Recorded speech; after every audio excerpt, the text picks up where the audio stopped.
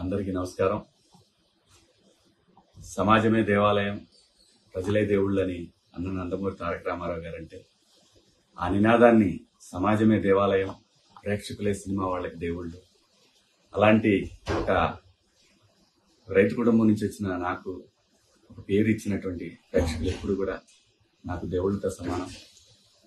నా జీవితంలో నేను నమ్మేది ఒకటే, మనం మనలాగా ఉంటే ప్రేక్షకులు ఎప్పుడు ఆదరిస్తారు, మనం నటిస్తే ఆ రోజు వాళ్ళ హృదయాల్లో నుంచి పక్క దోసేస్తారనేది నేను ఎప్పుడు నమ్మే సిద్ధాంతం.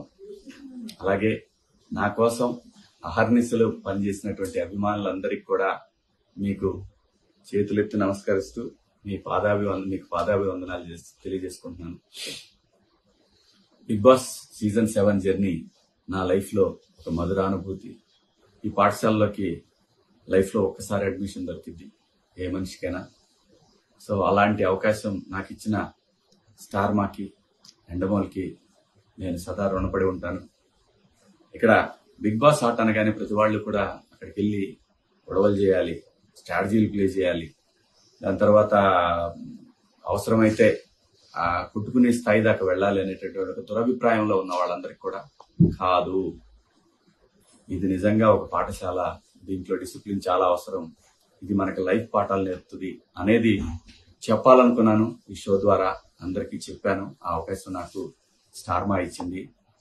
ఈ షోలో ముఖ్యంగా నాకు మొదటి సినిమా అవకాశం ఇచ్చినటువంటి నాగార్జున బాబు గారు ఎంత అద్భుతంగా ఆయన నుంచి కూడా హౌస్లో జరిగేటటువంటి మనం చేస్తున్నటువంటి మిస్టేక్స్ ని చాలా అందంగా అందరికీ నచ్చే విధంగా చెప్పడం అనేది ఈ షోలో హైలైట్ గా అనిపించింది నాకు. ఎందుకంటే ఆయన ఇండస్ట్రీలో ఎంతో మంది దర్శకుల్ని, ఎంతో మంది ఆర్టిస్టులను పరిచయం చేశారు. అటువంటి ఒక సూపర్ స్టార్ ఈ షోకి హోస్ట్ గా ఉండటం అనేది నిజంగా కంటెస్టెంట్లకి అదృష్టం. ఈ సీజన్ 7లో కూడా బాబు గారే ఉండటం అనేది డెఫినెట్ గా ఒక సాటి ఆర్టిస్ట్ గా చాలా గర్వంగా అనిపించింది నాకు. ఆయన ప్రతి వారం ఒక మాస్టర్ లాగా అందరికీ చెప్పడం, అందులో ముఖ్యంగా నాకు అవకాశం ఇచ్చినటువంటి దేవుడు నాగార్జున బాబు గారు, ఆయన చెప్పడం అనేది నాకు చాలా బాగా అనిపించేది. మాట్లాడదాం అన్నగానే నేను ఎక్కడా కూడా భయపడే మనిషిని కాదు. అలాంటిది బాబు గారి దగ్గరికి వచ్చేసరికి 1కి 100 సార్లు ఆలోచించి మాట్లాడేవాడిని.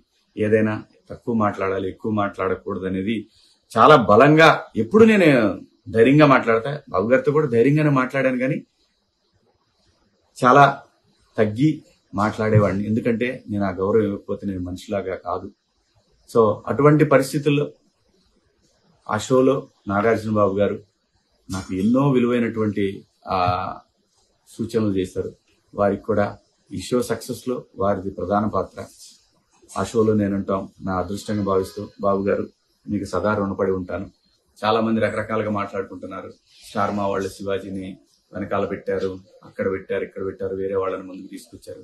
ఇవన్నీ నేను ఒప్పుకోను. ఎందుకంటే వాళ్ళు ఒక పద్ధతి ప్రకారం ఒక ఫార్మెట్ లో వెళ్తారు. దాని ప్రకారం ఈ రోజు ఓటింగ్ జరిగింది. దాంట్లో విజేతగా నా బిడ్డ పల్లవి ప్రశాంత్ గెలిచాడు. వాడు గెలవాలనుకున్నాను. ఎందుకంటే ప్రజలు ప్రతిసారి ప్రభుత్వాల చేతిలో ఓడిపోతుంటాయి, కామన్ మ్యాన్ ఎప్పుడు ఓడిపోతుంటాడు. కానీ ఈ సీజన్ లో కామన్ మ్యాన్ గెలవాలి అని గెలిపించాలని దృఢ సంకల్పంతో ఎప్పుడైతే ప్రశాంత్ వచ్చే వరకు నాకు అటువంటి ఆలోచనలు లేవు. నాకు అప్పుడు అనిపించింది, ఇలాంటి ఒక పల్లెటూరు నుంచి వచ్చిన నాలాగనే వచ్చాడు ఈ షోకి, నేను ఎలాగైతే ఇండస్ట్రీకి వచ్చాను అలా వచ్చిన ఒక వ్యక్తి సక్సెస్ అయితే కోట్ల మందికి ఇన్స్పిరేషన్ గా ఉంటుంది అనుకున్నాను. అది భగవంతుడు నా మనసులోని కోరికను ప్రశాంత్ రూపంలో తీర్చాడు. ప్రశాంతే కాదు, యావర్ లాంటి ఎటువంటి బ్యాక్గ్రౌండ్ లేని మనుషులు ఇక్కడ నాతో పాటు కంటెస్టెంట్లుగా రావటం, వాళ్ళకి నాకు మా హృదయాలు కలవటం, ఇదంతా కూడా దైవ ఇచ్చ. అంతేగాని ఒక గ్రూప్ లాగా ఆడాలనే ఆలోచన గాని, లేదంటే మన ఆటలో ఇంకొకళ్ళు ఇన్వాల్వ్మెంట్ ఉండాలనేది పరమ భూతు. అది మూల సూత్రానికి, బిగ్ బాస్ షో మూల సూత్రానికి అది విరుద్ధం. దాన్ని బలంగా నమ్మి అంతఃకరణ శుద్ధితో నేను పనిచేశాను ఈ బిగ్ బాస్ షోలో. నేనేంటో, నా క్యారెక్టర్ ఏంటనేది ప్రజలు చూడాలనుకున్నాను. అది చూశారు.